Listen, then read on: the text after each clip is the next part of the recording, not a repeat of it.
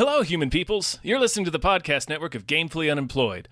To support us and gain access to great exclusive podcasts like Fox Mulder is a Maniac, Tom and Jeff Watch Batman, Star Trek The Next Futurama, and our latest show, Spiel Boys, head over to patreon.com/gamefullyunemployed. We do game streaming, movie nights with our patrons every Friday night, and you can even commission your own podcast about anything you want. Literally anything, within reason, and we have to do it.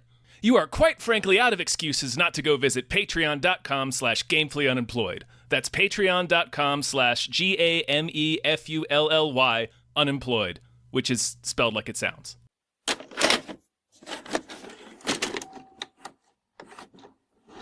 What is this? It's a We Just Watched. It's a We Just Watched classic, Dave. Spoilers for the intro that Classic, we're about to do. Indeed. Hi, everybody. Hello, everyone. My name is David Bell. My name is Tom Ryman, and I dare you to prove otherwise. Mm-hmm. And we just watched Oof.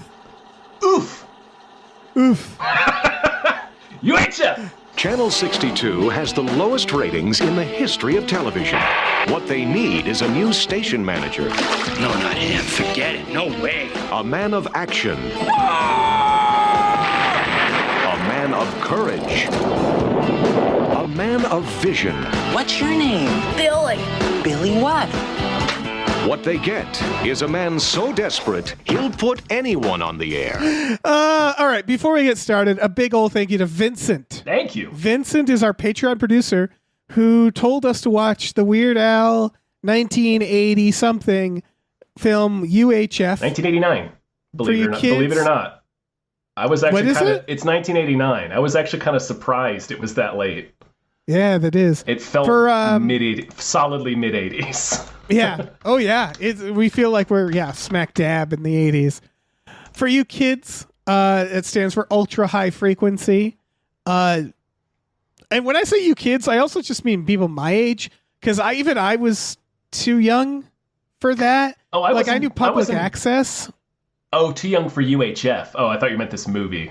No, I meant the concept of ultra high frequency stations. Yeah, no, that's definitely before my time. Yeah. It's funny the full circle that happens in this, in that it's just about a group of artists starting a Patreon. Basically, we could talk more about that, but I am curious, had you seen this movie before? Weirdly, I had never seen this before, and I say weirdly because, like everybody else who went into comedy from our age group, I was a huge Weird Al fan the entire time I was growing up.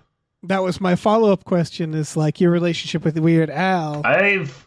Weird Al Alvin. Weird Al is one of those, I've brought this sort of phenomenon, I guess, up before, but Weird Al is one of those figures that I don't remember learning about for the first time. That's how long he's been in my life. Because of Naked Gun. Really? He's in Naked Gun because Frank Drebin thinks everybody's there for him when he gets off the plane. And he's like, Frank Weird Al. Yeah. And he's below, there's a huge group of people all freaking out. Huge fanfare, yeah. So I've always been on the sidelines. I also hadn't seen this movie. And like everybody our age, I listened to and enjoyed all his song parodies. Did you ever watch any of his music videos? Yes, they were great. And this is directed by the director of his music videos. Yeah, this is essentially an extended Weird Al music video, basically. Yeah, he I remember Fat was very good. Fat was good. It was Amish Paradise. Amish Paradise, classic. When he Gump. A few of them where he's outlasted the bands that he's parodying. Many of his parodies have outlasted the bands. Yeah, it's very funny. I mean, because Gump, I was like, what is that? Oh yeah, Presidents of the United States of America. It's low. They were never going to last with that name, especially not for Google. That was part of the gag. Yeah, I guess so. It's just such a hard name. Yeah. So this is all to say that I never was a huge Die Hard fan. It was always my cousins would listen to him, or I always knew people around me who were bigger fans. And so part of me feels almost ill-equipped to cover this movie because I have no nostalgia for it. None whatsoever. Oh, okay. Well, I mean, I didn't dislike this movie. It's just that right. I think it was. Go ahead. Oh, just that it was weird watching it because it is dated for sure. For sure. But that doesn't mean it's bad. It's more of like, when you watch like, something that inspired a lot of other things, it feels more basic right. when you watch it. Yeah. And you forget, like, the big thing for me in this was Michael Richards, where I was like, I'm kind of over it because we got seasons of Michael Richards after this, doing this bit, like doing he's doing all the physical stuff of Kramer in this movie. He'd already done he'd been in stuff before, like Fridays and Transylvania 65000 before this. Oh yeah, where he's also doing like broad characters too. But this is the longest. This is the biggest role I've seen him have in anything outside of Seinfeld. For sure. And Problem Child when he's the bow tie killer. His most grounded is maybe, I want to say, Airheads. Even that he's zany, but he's playing a human who's still. You're right. He's still over the top because that movie doesn't take place in the real world. But you're right. It is pretty. He's usually playing a character like this. Yeah, he's almost always a Kramer. Yeah. Yeah. How'd you like this movie? I liked this movie. There's, apart from the brown face in the middle of it. There is brown face, folks. It was a sigh of relief when the Asian character doing an Asian stereotype was in fact Asian. It's Long Duck I was Dong. like, well, yeah. I was it's like, Getty all right. Watanabe from, what is that, 16 Candles? 16 Candles. Yeah. So it was just like, well, I'm glad they did that at least. I'm glad they got, because, the Gandhi too. It's the brown face in this is like they don't even know they're doing it. If that makes sense. It's not, I'm not defending it for the record, but it's the kind of thing where it's like the brown face of it isn't even part of the bit. It just felt like they needed someone to play Gandhi and they had this white guy. It's the director. It's the director. Oh, yep, of course. I looked it up because I was watching this with Marina. And, we're enjoying it. I wanted to say something, pause there real quick to say something about, you mentioned you don't have any nostalgia for this movie. I don't either because I'd never seen it. But obviously I have a lot of nostalgia for Weird Al. But like watching this movie again, it's less about the nostalgia. It's more about, do you just enjoy his style of humor where it's basically just pretty harmless silliness. And I do. Yes. So, but anyway, the fucking brown face, as I said, right after I say harmless silliness, I'm like, now the brown face. Well, it's also sketch comedy. In fact, when you say it's almost a Kentucky Fried Movie.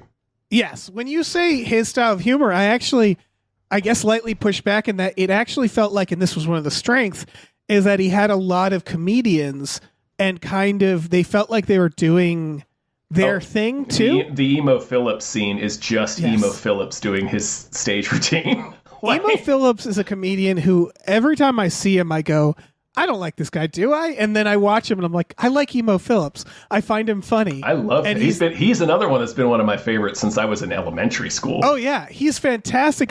Whenever I look at him, I go, surely this guy is too loud of a bit. He's like a carrot top, and then you let him go. You're like, he's really fucking funny. It's a perfect bit. He's amazing in home movies because he voices the bully. The bully, right? You told me about that. It's such a good voice to use for the bully. Is Emo Phillips. And the idea, have you not seen home movies?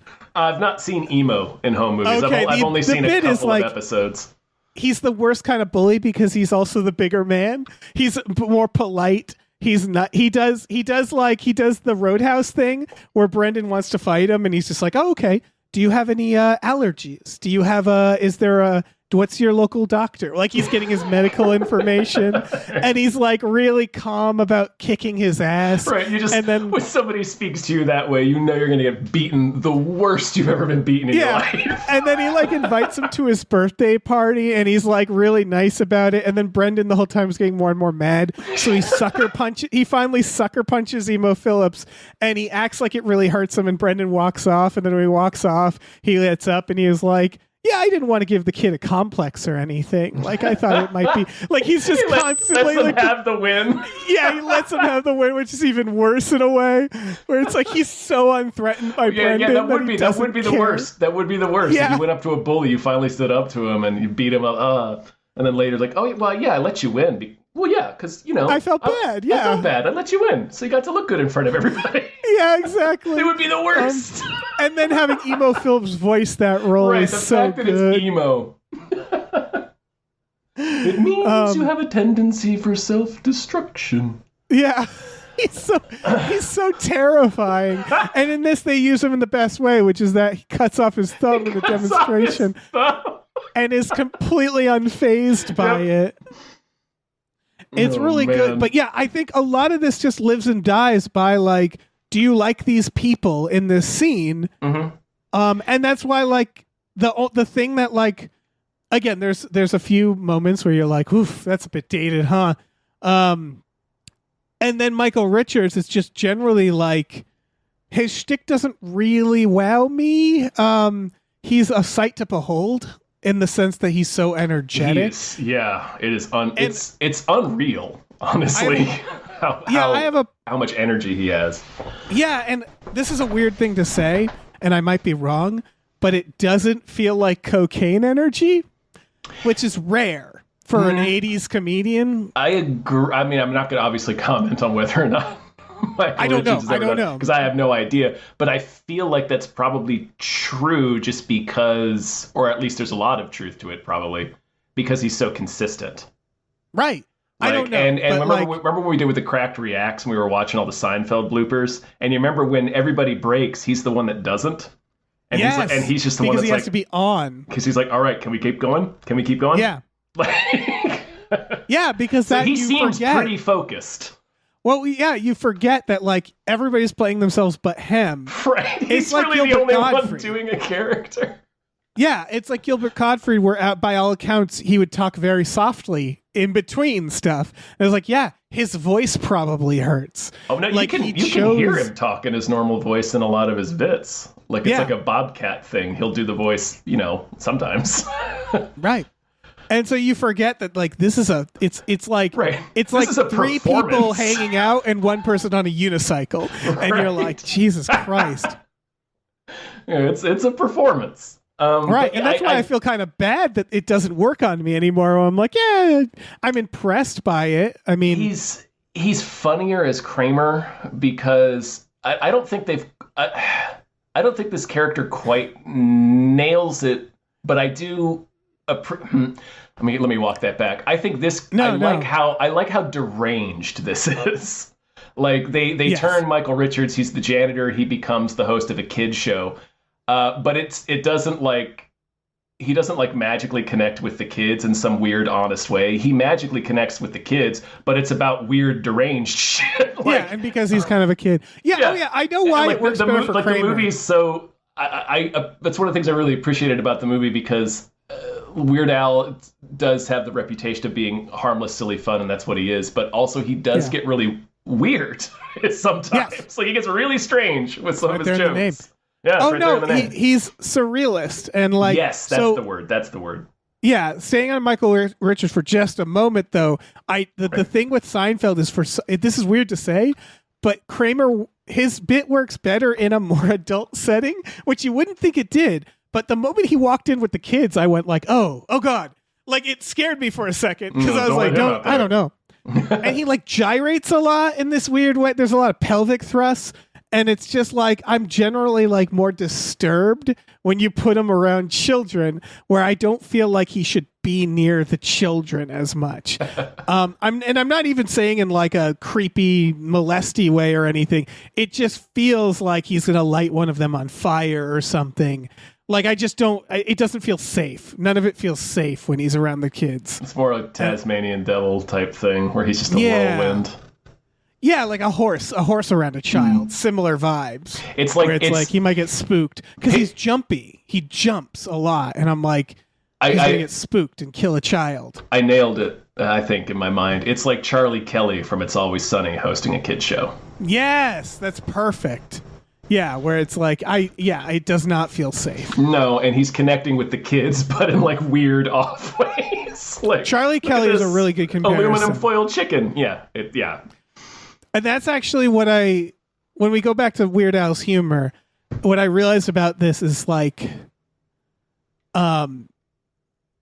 it really is the beginning of a lot of different styles. Like you know who should remake this film? Lonely Island. Oh, I was going to say Tim Robinson. Well, yeah. It screams. Even Weird Al's character, you can sort of see Tim Robinson. Tim Robinson, yeah. Little Tim Robinson, yeah. Yeah, he's very screechy. Like he's kind of a maniac towards what's her name? She's famous Victoria for the Jackson. X-Files. Victoria Jackson. Famous X-Files cast member and nothing else. Just for the X-Files. Yeah.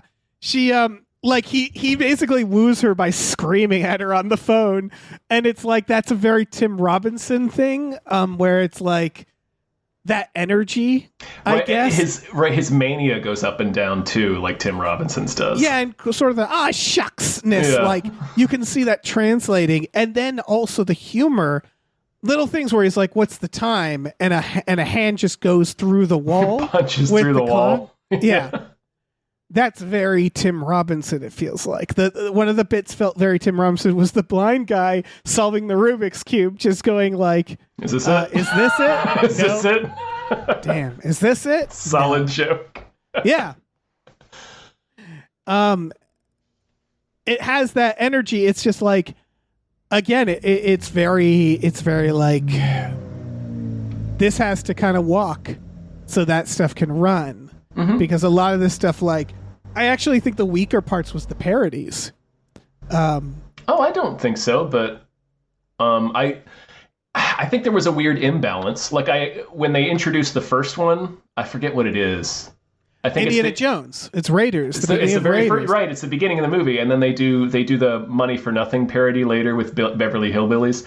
Yeah, it sort of prepped me to expect more of them, and there was actually less than I was anticipating. So that's I think what I'm maybe saying. that's It actually fell off because the first parody is a daydream, and I said like, okay, so it's going to be like all the parodies are going to be in his mind.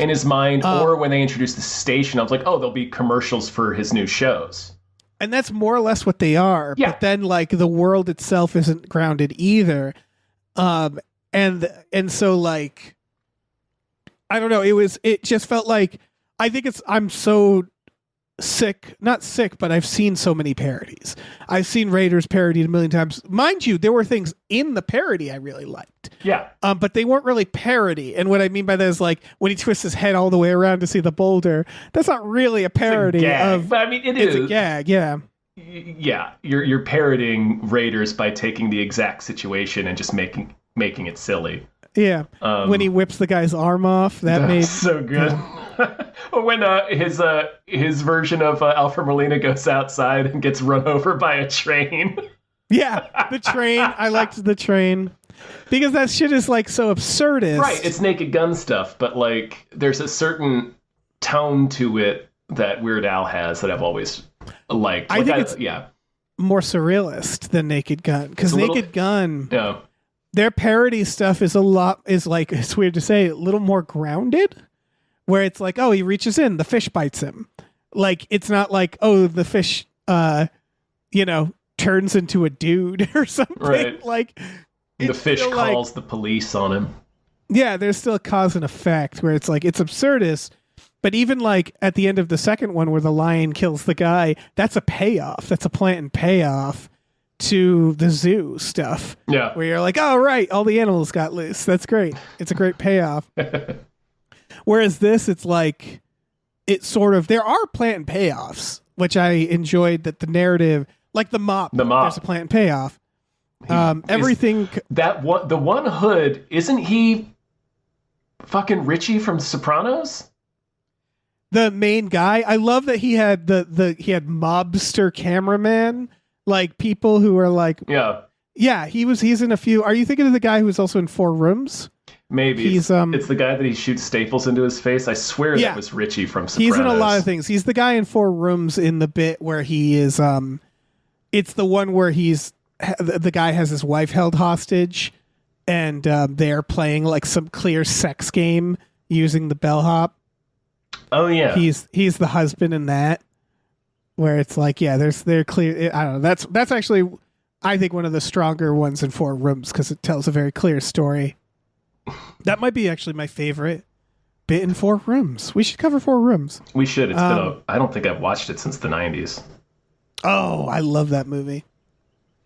It's a lot of fun. It's such a weird little artifact. I watched it recently with Hannah, actually. Where were we? UHF? I'm trying to figure out if this guy was in The Sopranos. He is not. He just looks like Richie but he from plays The a lot Sopranos. of like mob types. Yeah. I don't know. But yeah, they pay off the mop in a way that I'm like, oh, that was like a full like plant and payoff, and it's also a joke. Same with the bum asking for change. That's a plant and payoff. That's a plot payoff. Like it makes it matter because he's literally asking for change. Like he gives him change. Okay, he gives him change for $1, so he hands him $1. Yeah, and so that's the first offer. $5,000. Yeah, that's the first offer, and then you learn that the bad guy gave him like a really nice coin, and then he got money. That is one of. All right, I have one critique for this movie. It has a real Return of the King ending. Where it ends like 5 times? Yeah, where I was just like, guys, stop. Jesus Christ. It's like, it's funny because it's like an hour and 40, and I'm like, make it an hour and 30. We don't need that many endings. Like, we don't need 10 more minutes on UHF. Although I enjoyed my time with it. Oh, yeah. It does the 80s comedy thing where a guy just shows up to devastate the villain. Yeah. They just have a guy who goes like, hello, I'm the FCC. I'm here to do this. Okay, bye. Yep. Which is... So often it happens in the middle of a public celebration. Like it's always people jumping up and cheering, and then there's a guy that'll walk up to the villain and say, oh, just so you know, I'm so-and-so from the Federal Bureau of Investigation. Your ass is going to prison for 50 years. Just your ass. Your glutes. Yeah. It's very funny. It's going to be a real inconvenience for you. Because in this movie, you could argue it's almost a parody of that, but it used to happen a lot because I think it came from that 80s need and 90s, and honestly just movie need, where it's like it's not enough for the good guy to win. The bad guy has to lose. And it felt like they needed to like, and then the old woman nails him in the balls. Crushes him in the nuts. That was one of those images I didn't realize I needed to see. Because I realized I had never seen an old woman nail an old man in the balls like that. And that was a delight. Absolute delight. It was pretty sweet. But there were still things like they do the holy shit, Rambo ending. And they do that long Rambo parody where he rescues Kramer. Yeah. And that was fun. I didn't need to see the second version where he does it for real.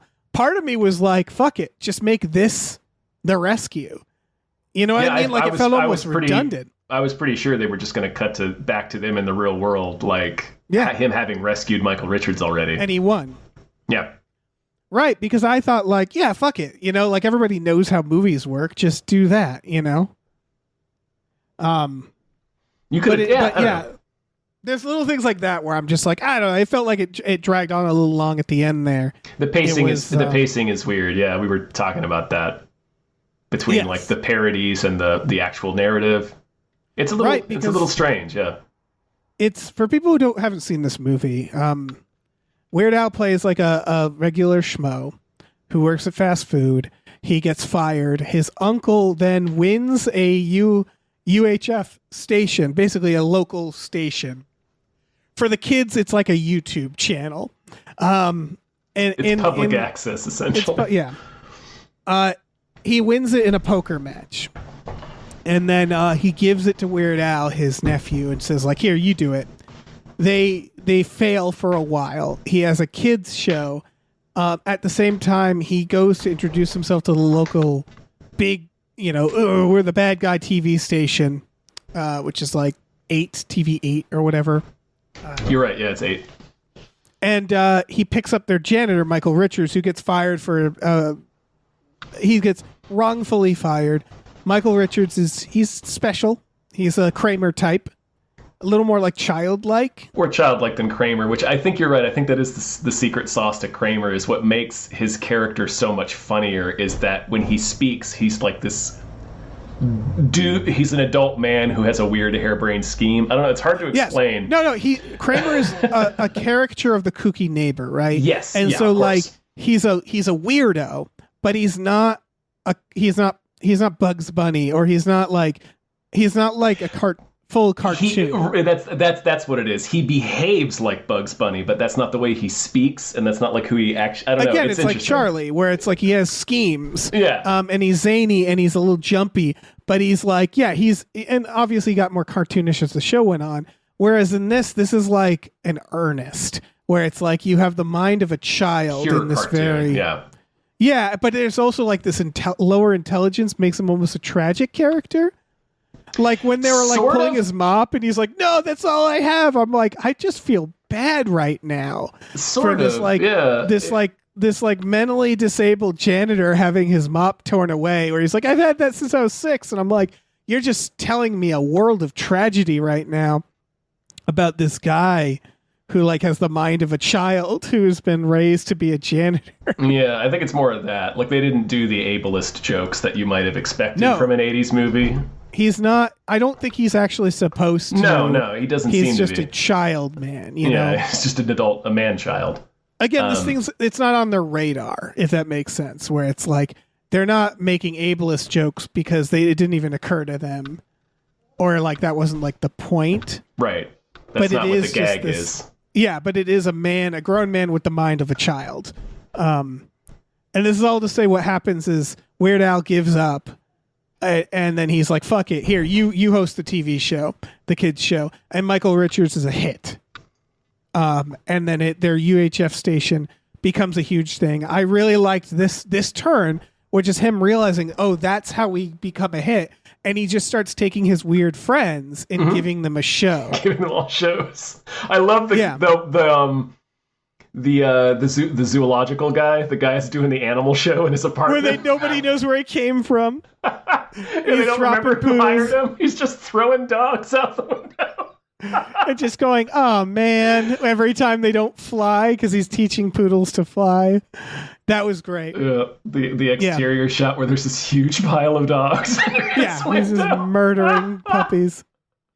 That's the stuff where it's like, this isn't like meant for kids. It's no, but it's not like, you know, it's watched by kids, but that's why kids like things like this, right? Because they're not pulling punches. No, it's not like, you know, super extreme or anything, but yeah, it's the thing I had pegged before is I do appreciate how fucking deranged this movie is. Yeah. There's some really odd gags in it. And I love it. But I love this bit of like, you see people like the cameraman gets his own show and they don't call attention to it. They don't even say it, but you realize like, oh, the secret sauce is that he's using all the weird people in his life and they have these shows. And then you get the whole thing where, and it's a series of sketches. We present it. This is when I realized like, this is very Tim Robinson because Detroiters is essentially this. Like this could have been easily could have been a TV show. And when I thought that, I said, "Oh, it is. It's called Detroiters." Yeah, you're right. Like that's the format of that show. They have to come up with an ad for some new client. Yeah, you're right. They even do a good funeral bit in this with the like shoddy funeral homes. They show a graveyard with just limbs sticking out of the ground. That's right. That was very funny. Conan the Librarian. Yeah, Conan the Librarian was pretty sweet. This is why it's weirdly paced, though. It's like it devolves into a sketch idea, and then the low point kind of happens. It's interesting because that's what it is. It's like it's paced. There's like a low point where they're not making money, and he gives up, and he's at the bar, and that happens like a little too late. Where it's like, this is when the movie starts moving, like the premise starts happening. Right, yeah, it's almost at the 30-minute. It takes him too long to get the station started, I think.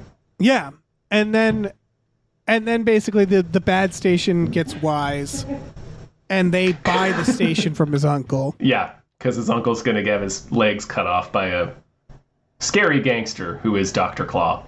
Right. Solid and gag. So...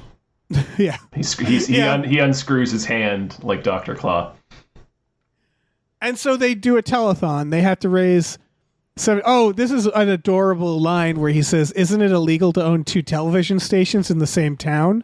To the bad guy. Yep. And the movie never corrects it. It that apparently is in the premise of the movie, and I was like, that is so cute that would be a problem. The idea is that no one entity is supposed to be able to control all the news. Yeah, adorable. Sweet. So he's going to shut them down. Yeah, so it becomes a classic. We have to do a telethon. We have to raise money to pay the uncle so he can pay the mobs. Yeah, we got to save our clubhouse. Yes, from a mobster and a dickhead TV studio owner. And what's funny about this is that this is what made me think, like, okay, kids, what's the like modern version of this? Oh, it's actually extremely common and grounded, where it's like, I don't know, Tom, do you know anything about being bought out by a corporation and having to lose your job and having to raise money on your own? Mm-hmm. By creating a bunch of shows for you and your weird friends. Exactly. It was just like, this is depressingly timeless, isn't it? Yeah, it's pretty timeless. It just had different. It just took longer. Not depressingly so, I don't think. No, actually, this is more positively. It's uplifting. So. Yeah, because we find the communities that we're meant to find. You're right, and the fact that it's timeless actually makes it less depressing because you realize, okay, artists and comedians have struggled with this problem forever. Forever, yeah, forever. It's money. The problem is money. It always has been. That's where the word patron comes from. Yep, and corporate ghouls ruining everything as they do. So they do the telethon. Michael Richards gets kidnapped, and we get this side thing where he has to rescue him. Yep, with the Rambo scene, and then there's a genuinely funny. I mean, there's a lot of genuinely funny gags, but there's a very quick gag that I really liked about the mobsters when they're holding Michael Richards hostage. Did you notice that they're all playing children's games at the table? Oh, that's great! Like one of them's playing jacks, the other one's playing one of those little ball mazes. I think the other one's doing I forget what the other one is doing, but they're all playing kids games. Right. This is where the repetition set in though, because Michael Richards, they complete the mop arc where they took his mark at the beginning, his mop, and his blindfold comes off. He sees the mop and goes, "That's my mop," and he gets invigorated, attacks the mobsters, and I thought, oh, this is great. He's going to get away and run back to the station. Then they just recapture him, and then Weird Al is like, I have to go rescue him. We get a Rambo scene where he rescues them, and then another scene where they have to get rescued. So it's like three moments of like, we're rescuing him, and they keep faking them out. It's like they had 3 ideas and didn't throw out any of them. Yeah. Let's do it all. And so like then we get the karate group finally rescues them. They come back. The crowd is outside. They raise almost the right amount of money, and then the bum who's been asking for change the whole time gives them $2,000 to bump them along. Part of the Lord of the Rings ending is the bum then goes to the bad guy and tells him, yeah, the coin you gave me, I was able to use to do this. So it's like, tragic irony for the bad guy or whatever. But then we get a series of like bits. We have to end the love story. Because that love story. I needed to see it. I needed to see it resolve, or else I wouldn't have been able to sleep that night. Yeah, that's not the movie's fault. There's so many movies. Yeah, I mean, it's not the movie's fault. This is just how they did love stories. And a lot of these movies. Yeah, they're just these side things that were like, right, and this happened. And you're like, right, I forgot. And you can hear a lot of people talk about it, like people who were in the industry around this time, where it's it more often than you'd think it was created by a note. Like it was not was not originally a love story at all in this film or show. Right. This is stuff where you see the evolution, because then you look at like Basketball, another film that feels like it has a lot of DNA with this, where they have the main love story and then they do the Jenny McCarthy gag where they just both hook up because it's just someone has to hook up, like her and Matt Stone just randomly hook up at the end. You're like, all right. It was, and it's kind of a meta joke where it's like, you get it. I think there was another layer to it too. Is because they've been sort of the same character the whole movie. It's real subtle. Yes. But you're right. They're sort of the same character. Yeah. Well, they do the like, "Did I fart?" line. Yeah, that's right. That's right. They do that. But yeah, I said like doo-doo about a fart joke. But these ideas slowly evolve, right? Mm-hmm. And they start throwing it away more and more, or until they finally realize like we don't even need this. Yeah. make a joke out of throwing it away, or like in Hot Fuzz, where they literally transformed the character just into Nick Frost's character. Yeah, it was brilliant. Yeah. It's that slow. Yeah, these things where it's like this still has some DNA where it's like, yeah, we're way past these sensibilities, but at the time, this shit. I mean, this and like into the 90s was when parody roamed the earth, ruled everything. We had so many. We had a lot. This was kind of on the back end of it in my memory. Like I felt like you're probably right. Closer to the end of the 70s and the beginning, early half of the 80s was like Airplane and Naked Gun and stuff. Yeah, I would say like around this time it sort of started. When is the last Naked Gun? It was like the mid-90s? 93. Okay.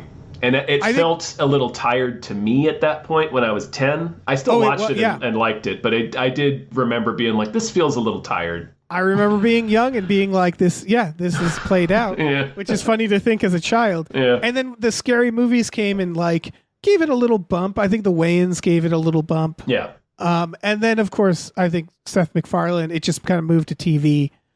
Like it's always been around. And then we see I think You Should Leave is the final version where you realize like we didn't need to parody. The parody wasn't what was funny. What was funny is, it's a normal or a situation you recognize that's grounded, and then somebody being unhinged in an unpredictable way. Right. It almost took too long. Like, I think one of the reasons Airplane is seen as so successful is because I think we're all so young to Airplane that it doesn't feel like a parody. Does that make sense? We're not familiar with Airport. We don't know those movies. Airplane was my introduction to that genre. Yep. And so, like, to me, it's just a funny, weird movie. And so, like, I think we realized way too late that you don't need to literally parody, like... I think the Naked Gun is the same, where the Naked Gun is parodying a broad genre. It has obviously in it has like the Untouchables and more specific references that are timely to the movie. I think that's partially how media had changed too, because those movies were coming out before there was really home video or cable TV. So it had to sort of rely more on these recognizable moments from popular movies and sort of parody them. Yeah. And that as the parodies got more to the moment and specific, like in Scary Movie, where they're like really, I think they were making fun of Tom Cruise like the same summer he was jumping on Oprah's couch. Right. Yeah. And then obviously we have all the, oh gosh, I forget their names, but it's the guys that do like the super fast movies and like Epic Movie. Oh, It's sort of iterated into those movies, which are all bad, at least the ones that I've seen. As far as I can tell. And then you have the meta stuff, right? Where you've talked about this with Deadpool, where Deadpool's supposed to be a parody, but then Marvel tries to parody themselves. So it becomes like, it kind of takes the wind out of their sails. Really, sometimes. Deflates it, yeah. But that's why I think, again, the weakest moments for me were the parodies of things that I recognized. And I don't say weakest like I hated it, but like because I literally, knowing these films, I'm watching and going like, oh, he's going to do a bit here. Yeah, you know where all the beats are. Yeah, you know where they're like, he takes out the sand and you're like, oh, what's the bit going to be? Yeah. What's the gag going to be? You know where all the gags are, so it actually telegraphs. Whereas when a hand goes through the wall to show him the time, I didn't expect that. And it's not it's not completely out of nowhere either, because it's the karate class, right? It's the karate class next door. Right, you're right. Yeah. No. You know what the biggest laugh I got? Is weirdly enough one of the most grounded jokes in this, because there's nothing zany about it. It just did not expect it, and it made me laugh so hard. Is it when the guy takes his mustache off? Oh no, that was great. That fucking destroyed me. Take that stupid thing off or whatever. He's wearing a dumb hat. He's wearing a big, ridiculous hat that has so many things attached to it, and he just walks into the scene wearing this hat. They don't mention it. Anyway, sorry, I interrupted you. What was... Oh no, it's Weird Al running the kids show. What's your name? Billy. Billy what? And the kid just spits in his face. Just a real thick spit, just... right in his face. Real solid spit right on Weird Al. So good. And it was, it was one of those things you can imagine on set, Weird Al being like, I won't be mad.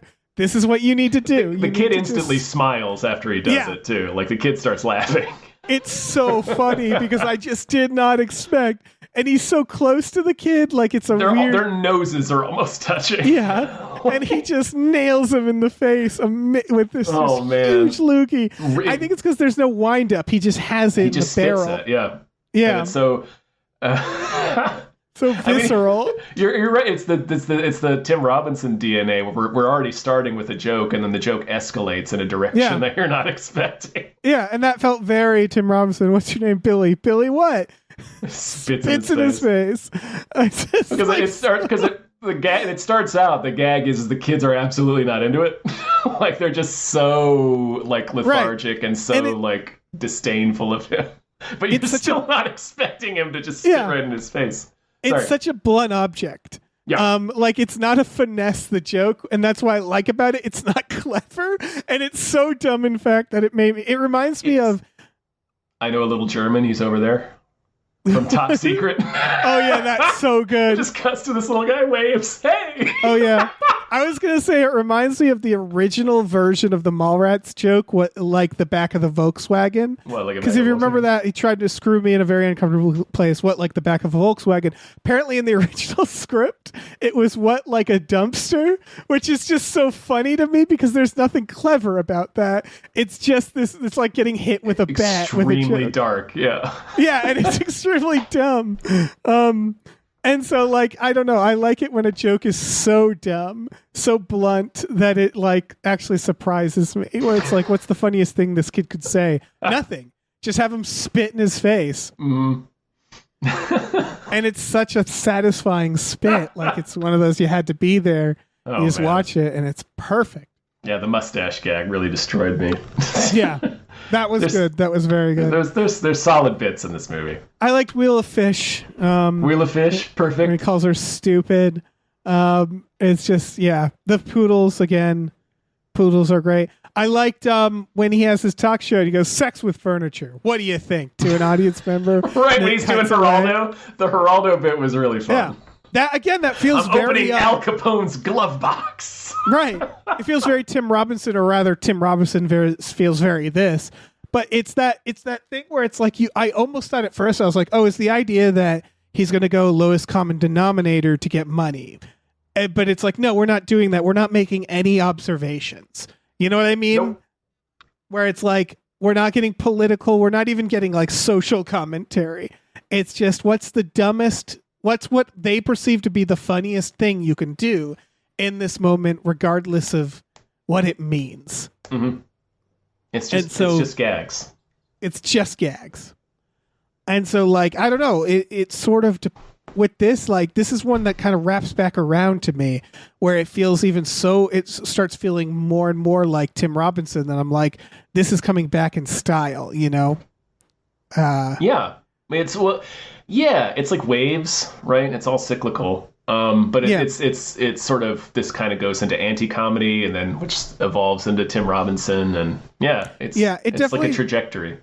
It's not quite timeless the way Monty Python and the Holy Grail still feels timeless to me, where there's jokes in that feel modern, Mm-hmm.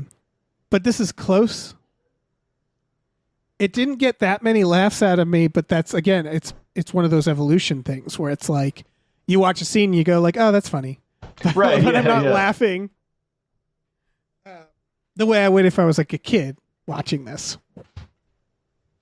Yeah, that's fair. It's a lot about the language of a joke and stuff, but it's I see why I assume people who grew up with this has a lot of love for this, Mm-hmm. The way when we covered those Canadians, Strange Brew.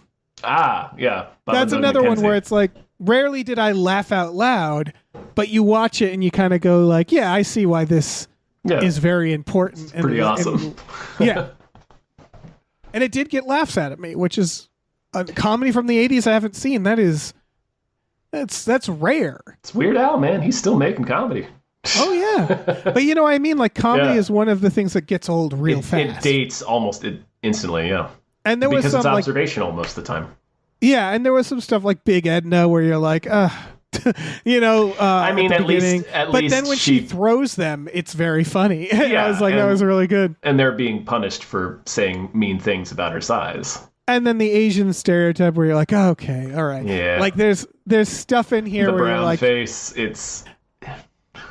and the reason Weird Al still does stuff today is because he's not complaining that you can't do Right, that he's not stuff lamenting anymore. that he can't do Gandhi 2 anymore. Yeah, he has simply evolved the way Yeah. everybody has evolved.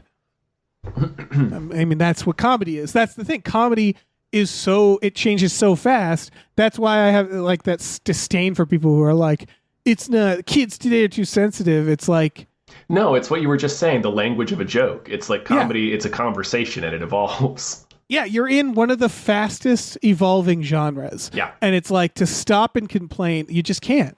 You just can't. You can't be like, it's like becoming like, it's like being like a Olympic racer and being like, everybody's too fast these days. Right! It's like, Kids these days are too fast. yeah, it's just like, that's your fucking job, man. You got to keep up.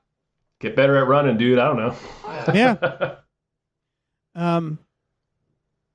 Do I have anything else to say? Yeah, not really, other than, just more hitting the jokes that we like. But I thought this movie was really charming, even with its the warts that it has, which aren't that bad, but they're there. Oh yeah, they're there. I can't defend them. I can't defend them; they're indefensible. But they're not as egregious as other movies from the same time period. So there's that at least. I hope this makes sense. Is that the fact that they aren't doing it to be edgy, that they don't even quite know they're doing right. The joke of the idea is that it's Gandhi doing a death wish, not that it's Exactly. a person in brown face. Exactly. Like he's not.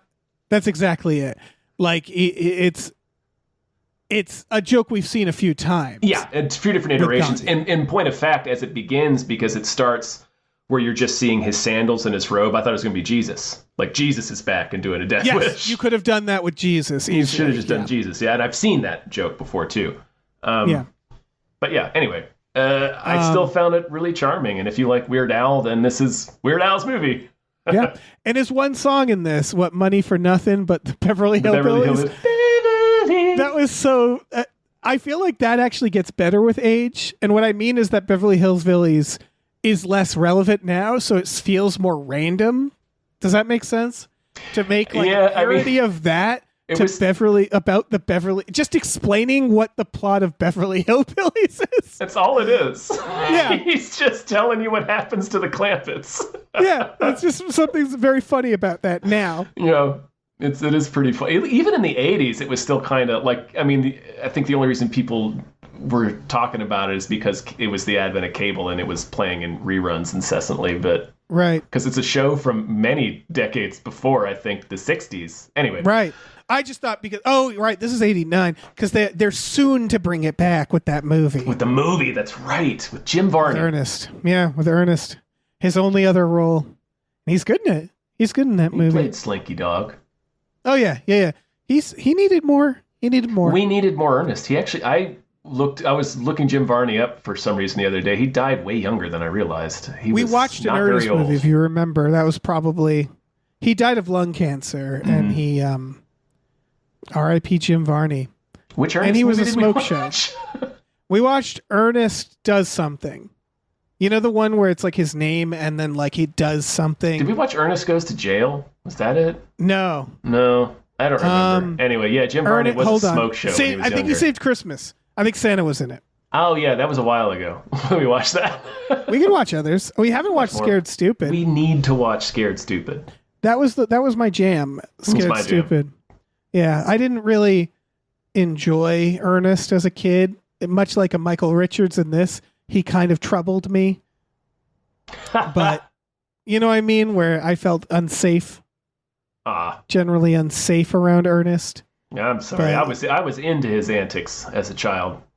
See, I went straight to like the Naked Gun. Like that was my, I don't know, like I said, I watched Scared Stupid a few times. Like I wasn't like a snob. I wasn't like, oh, no Ernest for me. I just never got like hugely into it. Mm-hmm. He was always kind of on the sidelines. That's fair. But watching him as an adult, like I kind of appreciate him more, which is weird. It's a fun character. And it's interesting, like he's not really that, it's not the same thing as what Michael Richards doing. It's more about his voice and the way he says things and the way he approaches things. Anyway.